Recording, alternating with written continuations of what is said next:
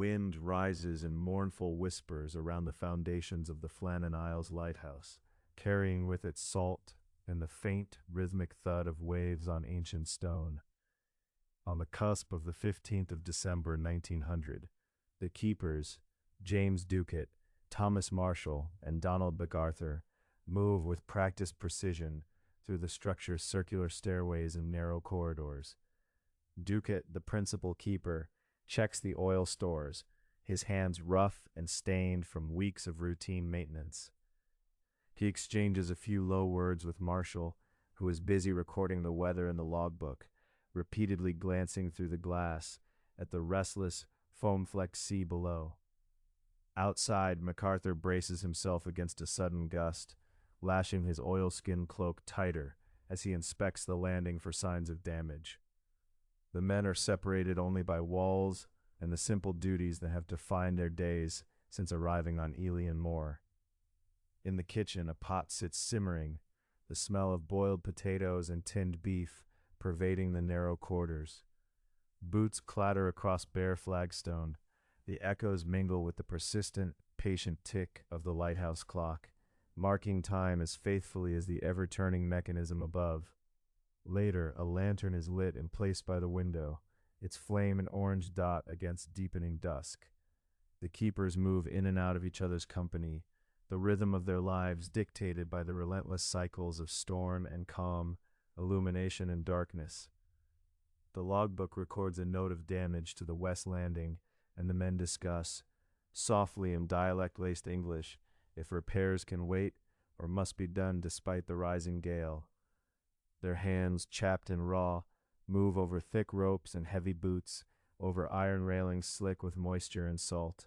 Each gesture is deliberate, honed by weeks of isolation and routine, yet underneath lingers a tension. Perhaps a glance at the barometer, a pause at the window to watch the horizon, or a muttered prayer before the night's watch. Above them, the lighthouse lamp rotates, casting its sweeping arc of warning out to the open sea, while below, the keeper's world shrinks to the tangible comforts of food, warmth, and a company of men bound together by duty and distance. On this night, nothing outwardly marks it as different.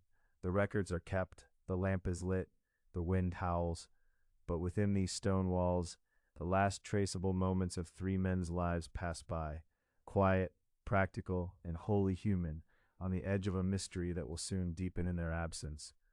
In the winter of 1900, as biting Atlantic winds scoured the streets of Stornoway, pressure mounted upon the small Scottish community that depended on the Flannan Isles Lighthouse as a beacon of safe passage.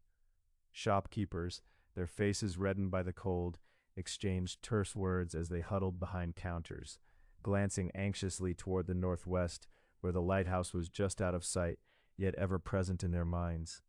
Fishermen, their oilskins slick with seawater, gathered nightly at the harbor, their voices muffled by the roar of the surf, recounting ships forced to turn back due to the darkness on the horizon.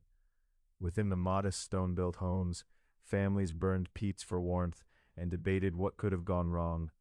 Wives clutched telegrams from the Northern Lighthouse Board, conveying little but official concern, while their children pressed noses to frosted windows, hoping for the flicker of distant light that never came.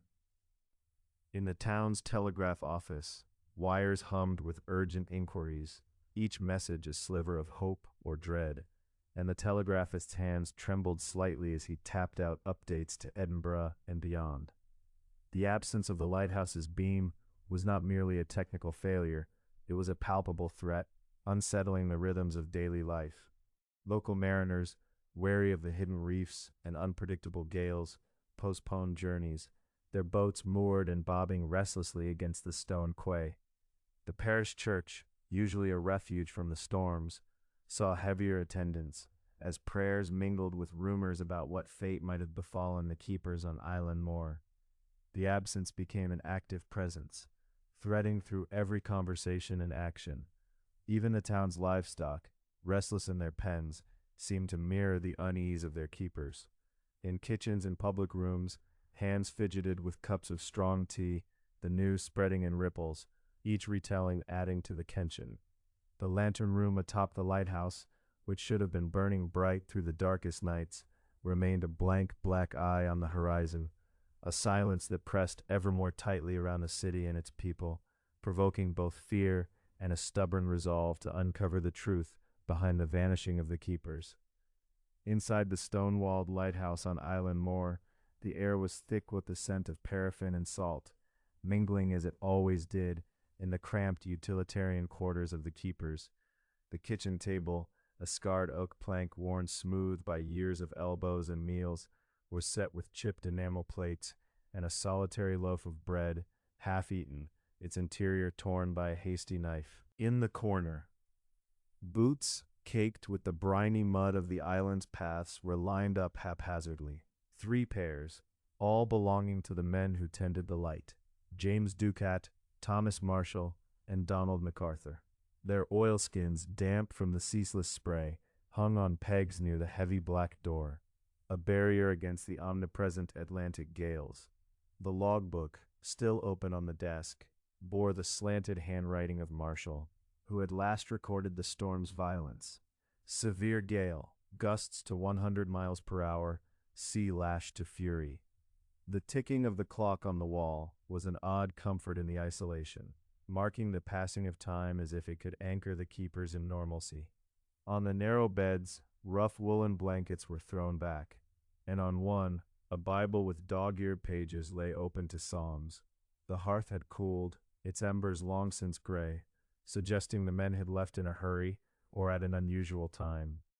The lighthouse machinery itself dominated the room above, a rotating Fresnel lens throwing its beam in measured sweeps, undisturbed but for the rhythmic hum of the mechanism. Below, in the storeroom, crates of tinned meat and sacks of barley were stacked with military precision, a testament to the keeper's discipline and the necessity of self-reliance. On the narrow staircase, a streak of dried mud led up from the door, a silent witness to a hurried exit. There was a sense that the scene had been abruptly paused, life interrupted mid-motion, a mug with a ring of tea at the bottom, a chair pushed back from the table, an unlit pipe resting on the sill, all bearing the imprint of recent human presence. Yet, the keepers themselves were nowhere to be found, their sudden absence transforming these everyday details into a tableau of unanswered questions, each object echoing the mystery that clung to the walls of Eilean Mor. On the morning of December 26, 1900, the relief vessel Hesperus, battered by winter swells but determined, finally docked at the base of Eilean Mor after days of being delayed by foul weather.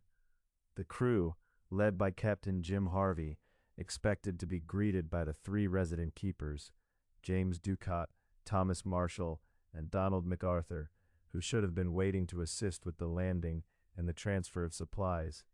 Instead, not a soul appeared on the jetty, and the only motion came from the wind, snapping the Union Jack, which had been left hanging at half-mast. Joseph Moore, the relief keeper, was rowed ashore first, his boots sinking into the sodden turf as he called out for his colleagues, his voice swallowed by the gusts and the crashing surf. Climbing the steep stone steps that curled up the cliff face, Moore's heart pounded as he noted the iron railings bent and twisted, possibly by the force of recent storms. At the lighthouse, the heavy oak door was found closed but unlocked, and inside, the kitchen table was set for a meal never eaten: cold meat, bread, and untouched mugs of tea. One chair was knocked over, as if someone had stood abruptly. The clock on the mantel had stopped, and the beds were neatly made, save for one which looked as though it had been hastily left. The only coat remaining on its peg was MacArthur's oilskin, suggesting he had left the building in a hurry, exposed to the elements.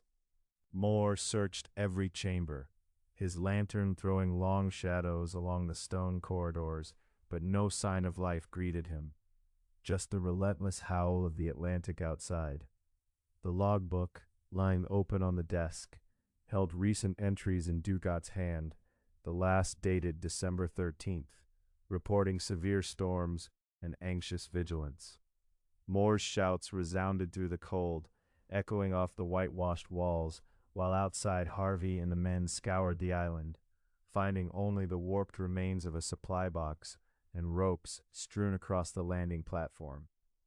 For the first time, the unthinkable settled over them.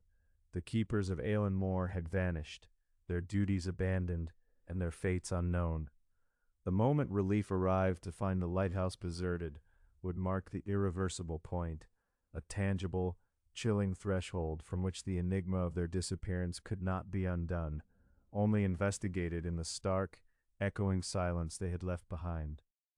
In the years that followed the baffling disappearance of Thomas Marshall, James Ducat, and Donald MacArthur from the lighthouse on Eilean Mor, the Flannan Isles became a symbol of both human vulnerability and the limits of understanding. Throughout the early 20th century, seamen and islanders alike would recount the tale in low voices over peat fires, gesturing toward the horizon where the lonely beacon once shone steady and true.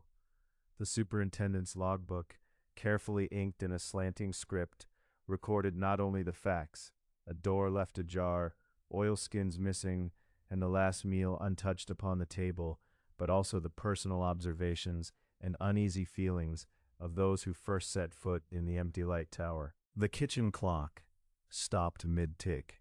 Its pendulum stilled as if in silent witness, became a detail that haunted visiting officials and later maintenance crews. Each annual inspection saw men moving with measured caution through the whitewashed corridors, noting the faint scratches on window ledges and the scuff marks near the door, as if searching for a trace left behind by the vanished keepers. Inside the lantern room, the brass mechanisms gleamed, newly polished yet eerily silent, while outside, the Atlantic wind battered the narrow path where 3 pairs of boots had once trudged to check the landing platform. Letters from relatives, preserved in the Northern Lighthouse Board's files, revealed the private grief and confusion of families left with only unanswered questions. A wife, in a careful hand, requested the return of a favorite pipe left on the mess table. A brother described the way Donald MacArthur used to whistle on stormy nights to keep his spirits up. Local schoolchildren, passing through the nearby village of Braskley, drew chalk pictures of the lighthouse, sometimes with 3 stick figures standing together, sometimes empty, a single bird circling above. The island itself, so often wreathed in fog, became a character in retellings, an indifferent observer, its grassy slopes swallowing footprints and its black cliffs echoing with the gulls' cries. The lighthouse continued to function, its lamp maintained by new keepers, but every creak of the spiral stairs and hum of the wind seemed to them like a whisper from the lost men, a reminder of their abrupt and inexplicable departure that persisted, decade after decade, in the collective memory of the Hebrides.